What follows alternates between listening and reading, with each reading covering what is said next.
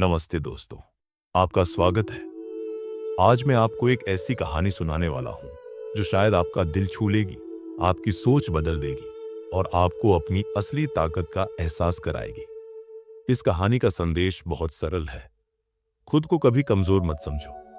कहानी शुरू होती है एक छोटे से पहाड़ी गांव से। वहां रहता था एक लड़का, संदीप। स्वभाव से वह शांत, सरल और थोड़ा संकोची था।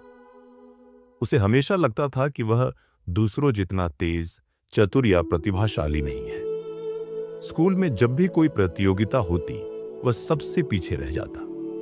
उसके दोस्त हंसते हुए कहते, अरे संदीप क्या कर लेगा।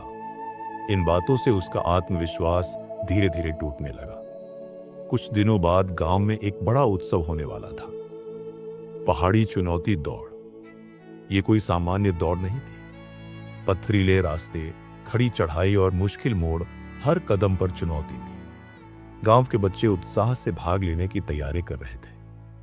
संदीप भी मन ही मन दौड़ में भाग लेना चाहता था, लेकिन उसे साहस नहीं हो रहा था।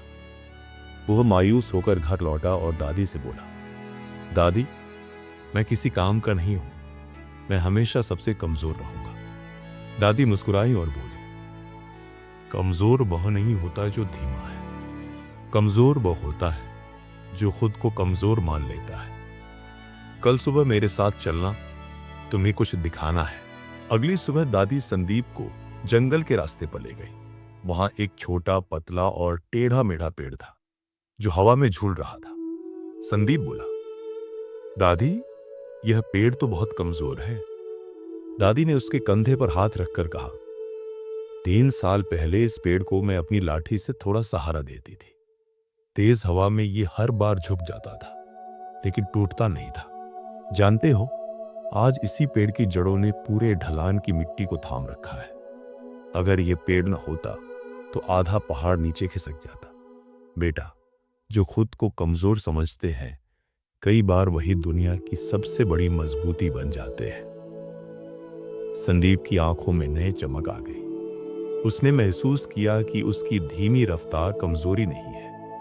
उसकी स्थिरता, धैर्य और हार न मानने की आदत ही उसकी असली ताकत है। अगले दिन जब दौड़ शुरू हुई, लोग फिर हंस रहे थे, लेकिन संदीप डरा नहीं। रास्ता कठिन था, कई बच्चे थककर रुक गए, लेकिन संदीप अपनी स्टेडी चाल से बढ़ता रहा। और जब फिनिश लाइन आई तो सबकी आंखें फैल गईं। संदीप दौड़ जीत चुका था। गांव वाले तालियों से उसका स्वागत करने लगे। संदीप मुस्कुराकर बोला, मैं इसलिए नहीं जीता कि मैं सबसे तेज था, मैं इसलिए जीता क्योंकि इस बार मैंने खुद को कमजोर मानना छोड़ दिया। दोस्तों, यह कहानी संदीप की ही नहीं, हम सबकी कहानी है। हर किसी के जीवन में संघर्ष होता है, लेकिन जो खुद पर विश्वास करना सीख लेता है, वही चमत्कार करता है। इसलिए याद रखिए, खुद को कभी कमजोर मत समझिए।